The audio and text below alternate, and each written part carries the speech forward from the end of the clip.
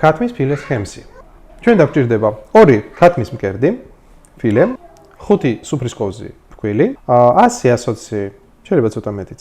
ყველი და ხეხილი, ცოტა მარილი, 1 ჩაის კოვზი მარილი, ნახევარი ჩაის კოვზი შავი პილპილი, 1 სუფრის კოვზი არაჟანი და 3 კვერცხი. აი ესე დავჭერთ ფილე. შემდეგ ჭრით უკვე კუბიკებად, 4-კუთხედებად. ქათმის ფილე დავჭერით. ეხლა დავიწყოთ ინგრედიენტების ჩამატება. 3 კვერცხი, არაჟანი, შავი პილპილი, ჩაის კოვზი მარილი, ყველი, ფქვილი. ეხლა გავახუროთ დაფა და დავიწყოთ შეწვა. დაფა რო გაცხელდება საშუალოდ, ოდნავ მეტად, მოვათავსოთ დაფაზე.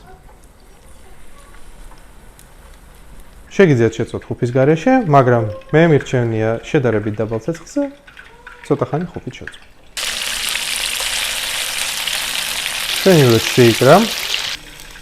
კიდე 4 წუთი ერთ მხრიდან. მარტივი და გემრიელი ხემსი მზად არის.